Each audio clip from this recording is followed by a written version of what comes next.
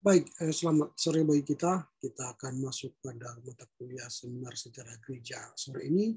Sebelum kita mulai perbincangan kita berdoa. Bapa dalam surga, kami bersyukur sore ini boleh bertemu kembali dalam rangka seminar sejarah gereja. Berkati kami dalam perbincangan kami hari ini untuk membahas materi-materi yang akan kami bahas. Terpujilah Engkau Bapa demi Kristus Yesus. Amin. Ya, saya akan memberikan tugas untuk kita bahas hari Senin yang mendatang. Tugas itu dari buku ini, Jubileum 50 tahun GKPI. Ya, Jubileum 50 tahun GKPI. Ini akan ada nanti laporan baca yang akan disampaikan oleh Saudara Dian dan Rocky. Mudah-mudahan ini ada di buku kalian atau nanti di perpustakaannya buku ini. Nah, untuk Saudara Dian nanti dimulai dari bab 1. Nanti bab 1 dibahas oleh Dian Kartika. Lalu bab 2 nanti dibahas oleh Rocky. Nah, seperti biasa minggu depan karena ini laporan baca, silakan membuat laporan pemahaman kalian terhadap bacaan itu. Jadi memahami laporan baca ialah baca dulu buku itu, materi itu, lalu apa yang menjadi intisari dari bacaan itu. Itu saja disampaikan. Lalu kita nanti diskusi bersama. Jadi nanti ada 2 bab kita bahas secara bersama. Lalu untuk hari Rabunya kita akan membahas bab 3 dan bab 4. Nah, bab 3 nanti dibaca oleh Dian dan bab 4 dibaca oleh Rocky. Gitu ya. Jadi buku ini supaya kita pahami nanti dulu satu sejarah gereja lokal. Ini buku sejarah di KPI. Nanti supaya kita mampu melihat apa diskursus yang ada di sejarah ini, lalu apa yang menjadi pergumulan GKPI tentu, lalu apa yang perlu dikembangkan dari sejarah ini, lalu dalam seminar nanti Dian Kartika dia akan membahas soal kepemimpinan under Tobing, tentu akan banyak menolong nanti dari sini. Nah, setelah ini selesai nanti dalam laporan baca, baru nanti kita akan bahas laporan baca tentang HKI. Ini HKI, Sejarah Kuliah Kristen Indonesia, yang ditulis oleh T.J. Sitorus tahun 1978. Nanti kita akan bagi juga nanti ini, beberapa kali pertemuan nanti kita akan membahas buku ini sampai habis. Ini juga sampai habis. Lalu nanti kita akan masuk kepada ujian tengah semester. Lalu setelah itu masuk pada pembahasan seminar. Dan setelah itu nanti baru ujian akhir semester. Nah, untuk pembahasan ini nanti kita akan bertemu di kampus secara onsite hari Senin. Bisa atau tetap kita online. Bagaimana? Karena kita waktu itu mengatakan pertemuan kita bisa hibrid, bisa online, bisa di kampus. Tapi kalau kalian tidak mau on-site, tetap online, silakan. Ini terserah kalian. Bagaimana? Apakah kita on-site hari Senin atau online? Ini Rocky sudah keluar lagi dia.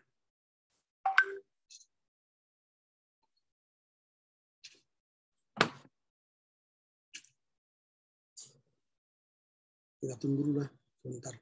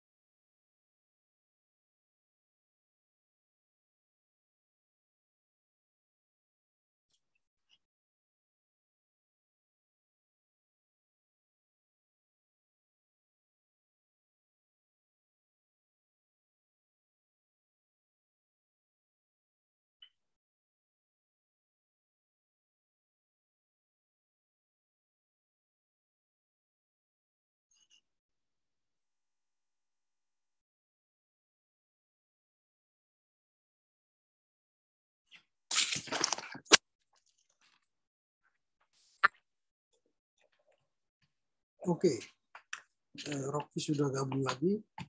Tadi perbincangan kita terputus seputar pembahasan laporan buku ya, laporan baca. Saya ulangi tadi, nanti hari Senin kita akan membahas laporan baca dari buku Jubileum 50 tahun GKPI. Untuk bab 1 nanti dibaca oleh Dian Kartika dan bab 2 dibaca oleh Rocky. Nah, sama seperti biasa, bagaimana laporan baca, ya dibaca dulu, dipahami, diberikan waktu untuk membaca dengan baik. Lalu nanti ketika kita bertemu, kita akan berdiskusi tentang isi buku ini. Apa yang kalian tahu dengan baik, itu saja disampaikan. Nanti kita akan diskusi. Lalu hari Rabunya, Dian akan membaca bab 3, dan Rocky membaca bab 4. Artinya kita akan menyelesaikan buku ini supaya nanti ini bisa menolong kalian memahami, mengerti sejarah dan melihat hal-hal apa yang perlu dianalisa, dikritisi untuk ke masa depan. Itu dalam seminar sejarah kalian nanti. Nah, setelah ini selesai nanti, maka kita akan masuk pada buku yang kedua, yaitu Sejarah HKI Republik Kristen Indonesia yang ditulis oleh P.J. Sitorus dan kawan-kawan. Kita akan bagi juga nanti siapa membaca apa. Lalu kita selesaikan ini, baru kita akan masuk mid semester.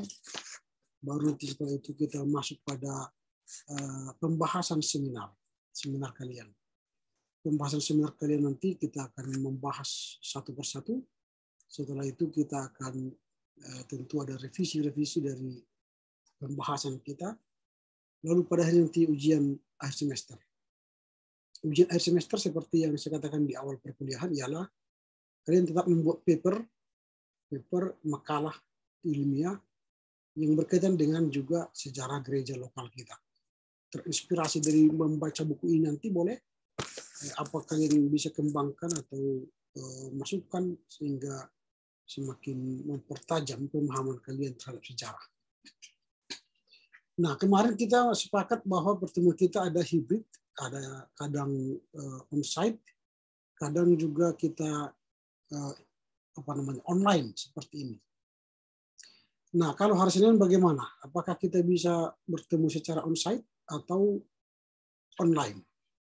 Apakah kita bisa bertemu di kampus? Nanti tentu di kampus di ruangan saya ya, karena kelas dipakai oleh mahasiswa baru KIBI dan kita bisa kuliah di ruangan saya. Nah, bagaimana? Apakah kita on-site atau tetap online?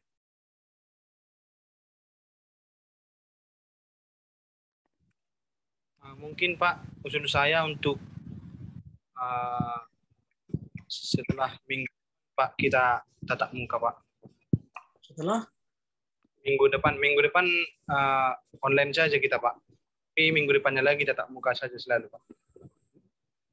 Oke, jadi untuk minggu depan kita masih online ya?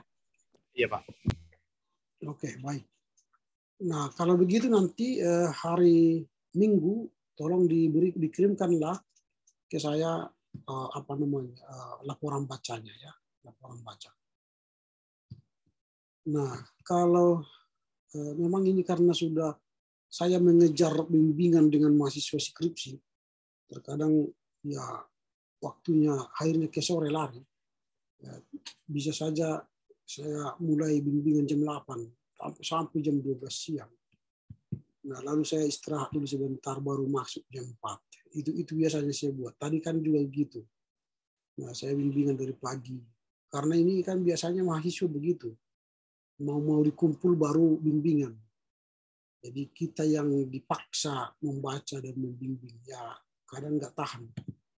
Gitu. Jadi makanya kita selalu sore. Jadi kita usahakanlah sore ya. Karena pagi-pagi tampaknya yang menyusun skripsi ini, kalau sudah keinginan mereka inginnya mereka mau cepat-cepat, gitu. Memperhatikan keadaan dosennya. Tapi itulah manusia ya, selalu memaksakan kehendaknya. Jadi kalau dimarahi nanti sakit hati, tidak dimarahi kita yang sakit hati. Jadi ya itulah risiko itu ya. Nah, saya hanya berikan sedikit dulu pemahaman soal ini kan sejarah gereja ya. Supaya nanti bisa menginspirasi kalian bagaimana sebenarnya pergumulan gereja. Saya hanya beri pemantik-pemantik untuk nanti kalian pikirkan. Nah, Kartika ini kan akan juga Rocky juga membahas tokoh gereja ya, pemimpin gereja, Martin apa namanya siapa itu Ander Tobing dan siapa ini Nomensen ya, yang akan kalian bahas nanti. Nah, ini soal pemimpin Kristen. Nah, kalau kita bicara soal pemimpin Kristen, memang ya ada banyak yang menjadi persoalan dalam pemimpin Kristen. Nah, ada pendapat dari Eka Dharma Putra yang bisa kita soroti atau kita komentari atau kita beri perhatian. Dia mengatakan begini, yang kurang di negeri ini bukanlah pemimpin, melainkan orang yang berkualitas memimpin dan menjalankan peran kepemimpinan. Itu dikatakannya. Jadi baik nanti Dian atau Rocky, karena kalau Rocky kan melihat kiprah Nomensen, kalau Dian Kartika melihat kepemimpinan Ander Tobing, gitu ya.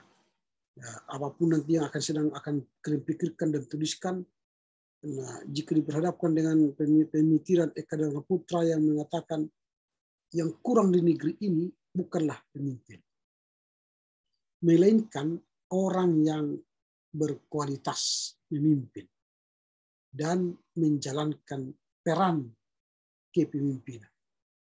Jadi di Indonesia ini menurut dia banyak pemimpin. Makanya orang setiap pemilihan pimpinan menyodorkan diri terus, bahkan kampanye untuk jadi pemimpin.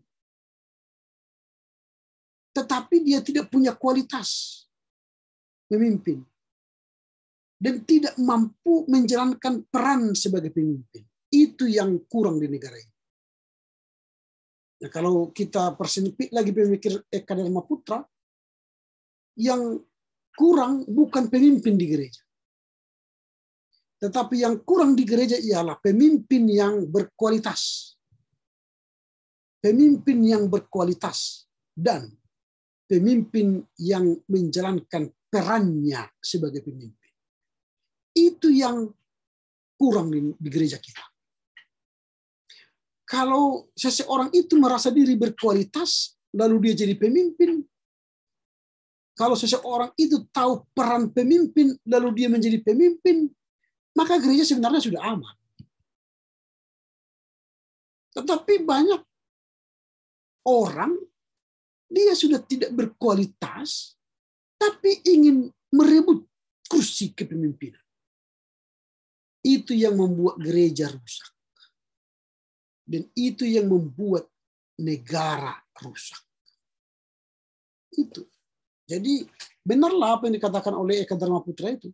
Yang kurang di negeri ini bukanlah pemimpin. Tetapi yang kurang ialah orang yang berkualitas memimpin. Berkualitas memimpin. Dan berperan memimpin. Nah, ketika dia duduk dalam pimpinan, dia tidak punya kemampuan mengarahkan orang yang dipimpinnya menuju visi misi yang diembannya. Kalau dia seorang pemimpin, berarti dia harus mampu membawa yang dipimpinnya menuju visi misi gerejanya misalnya, atau kalau gereja. Atau visi misi daerahnya, visi misi bangsanya. Harus mampu dia mengarahkan seluruh umatnya, masyarakatnya menuju visi misi dengan strategi-strategi yang baik. Ini ada pemimpin gereja atau ada pemimpin daerah, visi misinya pun dia tidak tahu. Dia asal duduk aja. Yang penting bisa dapat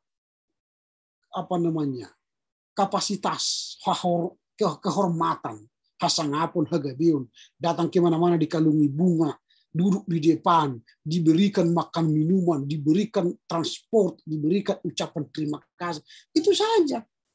Jalan-jalan ke luar negeri dan dalam negeri. Tapi tidak ada kualitas dalam kepemimpinannya. Nah ini mungkin nanti Dian dan Rocky lihatlah itu di kepemimpinan sekarang. Apakah masih ada sekaliber Under Tobing? Apakah masih ada sekaliber Manson pemimpin gereja? Itu soal kualitas. Yang kedua yang dibilang Eka Dharma Putra ialah soal perannya sebagai pemimpin. Dia ini sudah top the top gereja, sudah bishop, sudah eporus, sudah ketua menderamen, apalah istilah-istilah pimpinan gereja. Tapi dia melakukan tugas-tugas pendeta resort. Ya kan? Sudah pemimpin masih ingin lagi memberkati pernikahan. Sudah pemimpin tapi masih ingin lagi mengatoi, mencampuri urusan jemaat. Jadi perannya nggak tahu dia. Kalau bishop, kalau eporus itu dalam gereja, dia seorang penggembala. Sebagai penggembala tentu dia harus pergi melihat domba gembalaannya, pergi mengunjungi distriknya, pergi mengunjungi rasoknya, pergi mengunjungi jemaatnya, memberikan peneguhan, penguat, namanya pun seorang penggembala. Mengajar, menggembalakan gitu. Tapi kita lihatlah pemimpin-pemimpin sekarang, eporus, ya, bishop hanya punya power, tinggal SK semua. Bukan lagi penggembala. Maka benarlah apa yang dikatakan oleh Eka Dharma Putra tadi. Yang kurang di kita sekarang bukan pemimpin, tapi yang kurang ialah pemimpin yang berkualitas dan yang mengetahui perannya sebagai pemimpin. Ini menarik untuk kalian nanti bisa membahas itu ya. Nah kalau bicara soal kualifikasi dari seorang pemimpin, dia harus punya intelektual, kemampuan intelektual bukan? Jadi dia punya kemampuan mengedukasi itu. Jadi seorang pemimpin itu dia mampu benar-benar mampu menjalankan kepemimpinannya. Jangan lebih banyak dia menghadiri undangan orang lain, tapi rumahnya sendiri tidak pernah dia mengundang orang lain datang ke rumahnya. Dia sibuk menghadiri undangan orang, tapi tidak pernah mengundang orang ke rumahnya. Itu sekarang kan yang terjadi. Sibuk menghadiri undangan ke sana, undangan ke sana, undangan ke sana, pertemuan ke sana, pertemuan ke sini. Tapi dia tidak pernah mengundang orang ke rumahnya.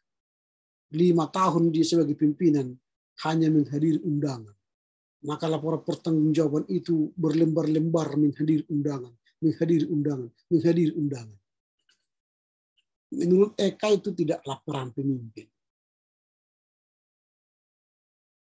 Nah, ini yang perlu. Nah makanya di era postmodern sekarang ada nanti ini juga kalian boleh perbandingkan dalam pembahasan kalian nanti ya. Bagaimana sebenarnya kita menghadapi pemimpin gereja di era postmodern. Ya, tentu nanti kalian kan punya implikasi ke sana nanti atau relevansi ya. Bagaimana pemimpin itu menerapkan peran pemimpin gereja itu di era postmodern. Nah, sekarang para pimpinan gereja ini kan dan kita hidup di era postmodern kan, bukan lagi di era modern, sudah postmodern. Lalu bagaimana seorang pemimpin dalam rangka menjalankan perannya sebagai pemimpin yang berkualitas? Ada 3 peran yang ditingkatkan oleh pemimpin gereja dalam tugas pemimpin gereja sekarang ya. Karena kalian membahas 2 tokoh tadi, Under Tobing dan siapa yang Manson ya. Jadi mereka kan hidup dulu bukan di di postmodern. Mereka yang pemimpin yang 2 saya sebutkan tadi yang akan kalian ulas adalah orang-orang pemimpin di era modern itu. Nah sekarang bagaimana meningkatkan peran pemimpin itu di era postmodern. Ada tiga peran pemimpin di era postmodern. Pertama, pemimpin di era postmodern ini harus punya kecakapan dalam kehidupan rohani, spiritual formation.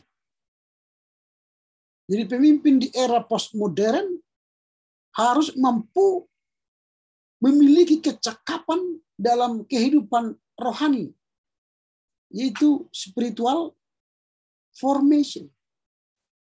Jadi pemimpin itu harus punya spiritualitas yang bagus. Kalau pemimpin tidak punya spiritualitas yang bagus, di era postmodern ini ditinggal. Jemaat sekarang bisa pindah melihat gereja lain. Tak perlu pindah gereja. Dia hanya buka YouTube, dia pindah ke channel lain. Sehingga dia meninggalkan pemimpinannya. Jadi kalau pemimpin di era sekarang tidak cakap rohaninya, spiritual tidak bagus, integritasnya tidak bagus, ditinggal orang. Nah makanya di era postmodern sekarang kita menghadapi pudarnya kebenaran. Kebenaran sekarang di era postmodern ini sudah sulit kita temukan. Karena apa? Semua orang merasa benar. Itu. Semua orang merasa benar. Dan memang mengaku benar semua.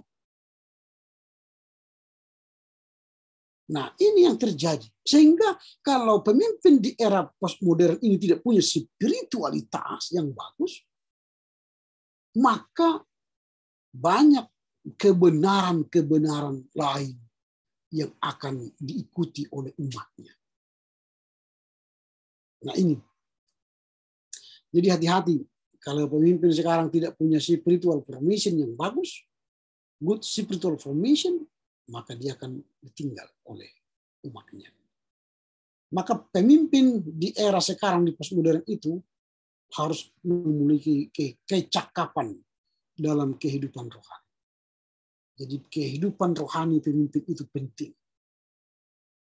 Kalau Luther dulu berdoa 4 jam, 3 sampai 4 jam berdoa sehari, supaya bisa dia menghadirkan spiritualitas yang bagus, maka berapa jam pemimpin gereja sekarang berdoa? Itu harus lama.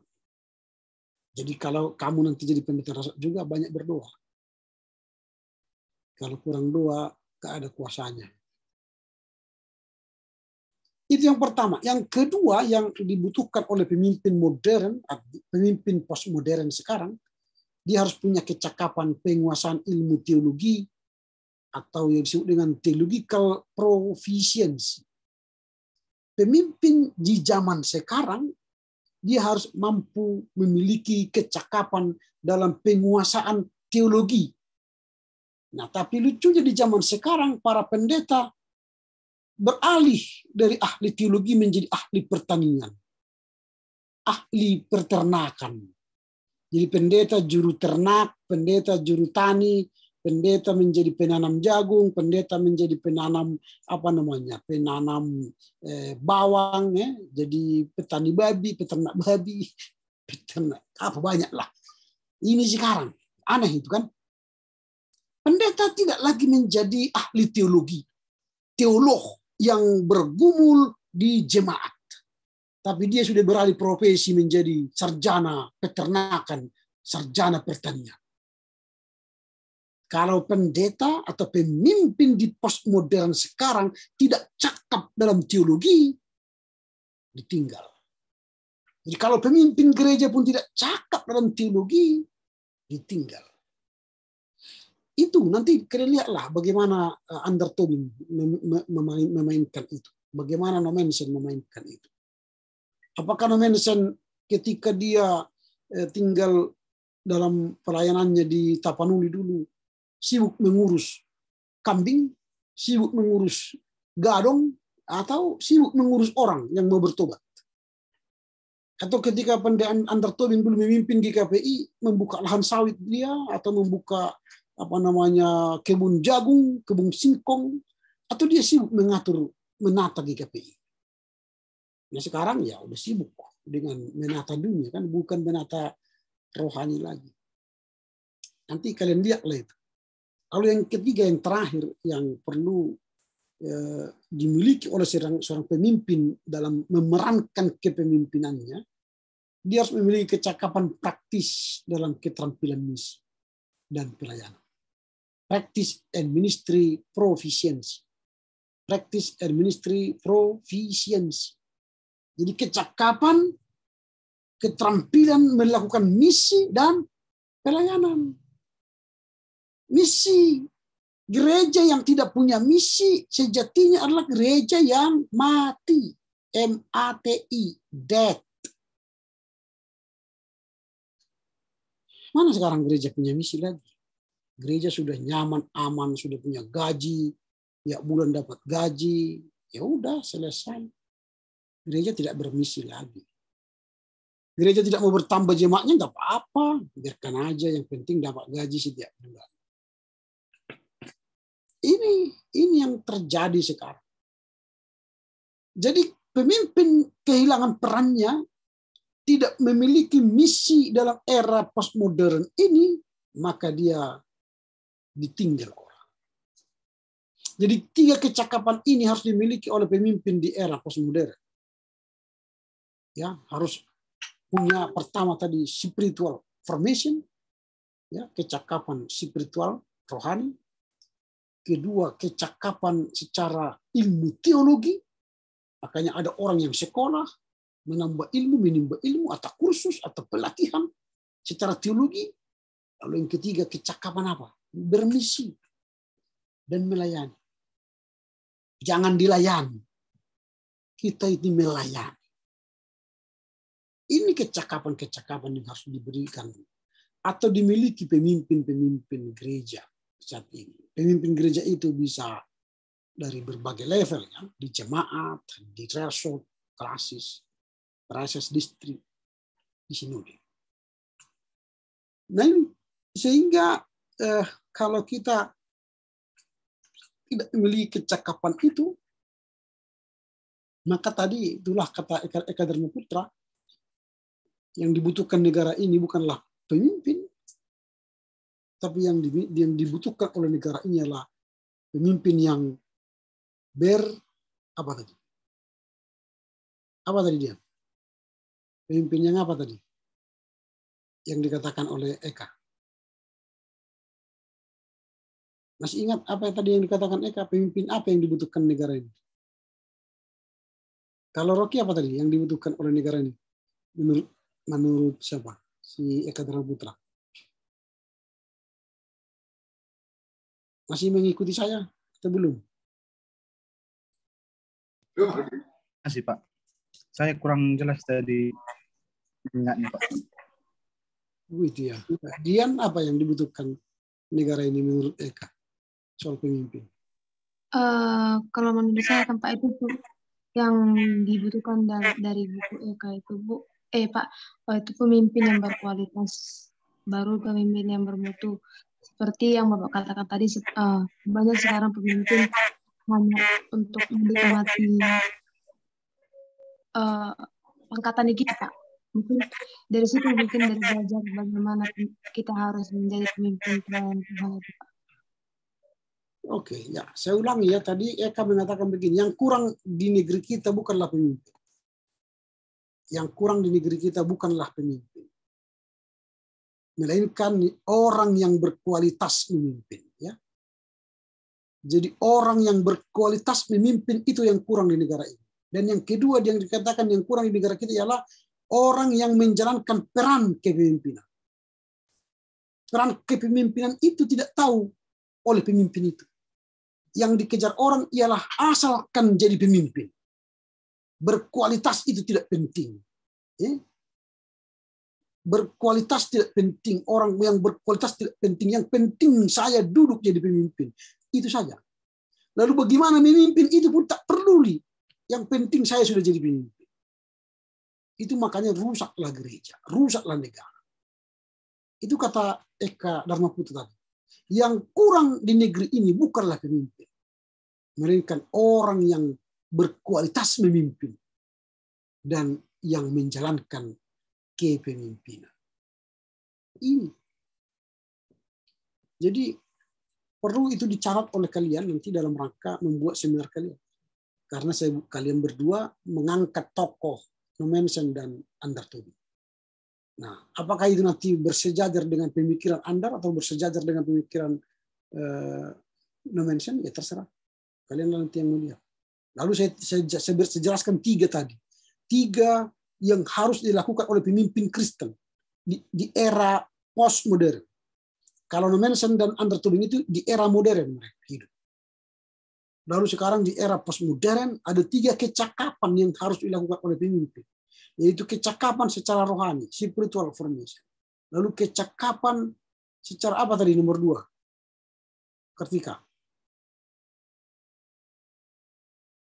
Kecakapan apa tadi nomor 2? Masih ingat kecakapan apa nomor 2? Rocky, masih ingat kecakapan apa nomor 2 yang harus dimiliki pemimpin di era postmodern? Kualitas, Pak. Kurang jelas. Kualitas. Bukan, yang kedua. Yang dimiliki seorang pemimpin. Kecakapan dalam penguasaan teologi. Di pemimpin itu harus cakap menguasai teologi. Theological proficiency. Lalu yang ketiga tadi kecakapan apa? Dian.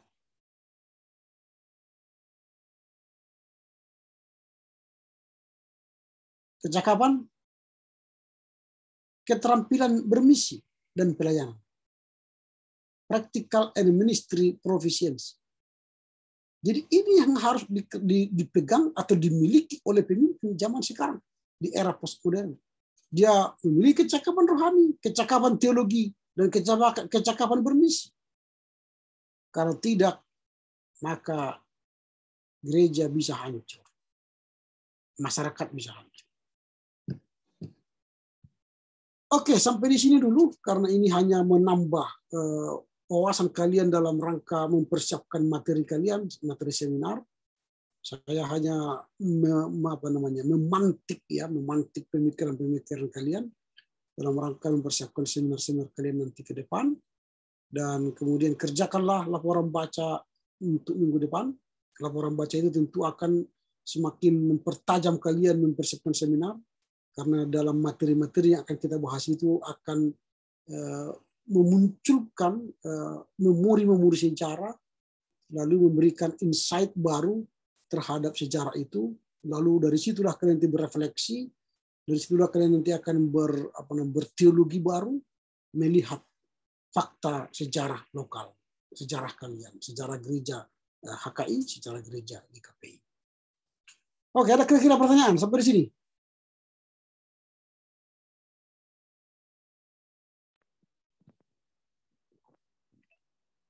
Tidak ada. Saya mempertanyakan pertemuan kita. Ya. Karena saya lihat di silabus, Pak, tanggal 3 nilai kita sudah sampai ke akademik, Pak. 3 Agustus kan? Iya, Pak. Nah itu makanya sebelum 3 Agustus kita sudah harus akhiri semua pertemuan kita. Nah nanti saya akan lihat apakah kita akan menjadikan pertemuan kita 3 kali seminggu atau 2 kali. Kita lihat aja nanti. Ya. Oke, kalau tidak ada, baiklah. Terima kasih atas atensinya, perhatiannya. Selamat terus. Ya, ada Pak, itu laporan bacaan itu Pak hari Minggu jam berapa dikumpul Pak? Jam 6 terakhir. Oke Pak. Oke ya, nanti cara membuat formatnya kan sudah seperti yang kemarin itu kan sudah pernah kalian membuat laporan baca kan.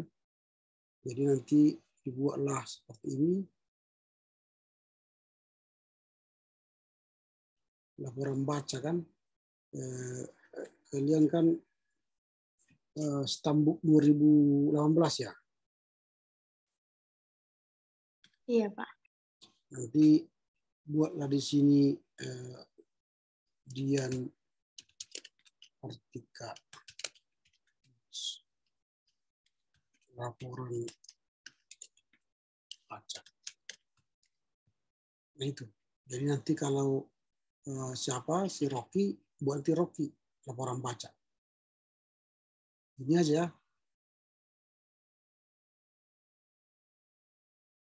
Nah ini.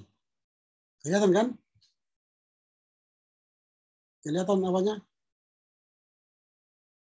Bisa lihat kan? Bisa, Pak. Ini nanti filenya, format file. Oke. Format file sudah oke.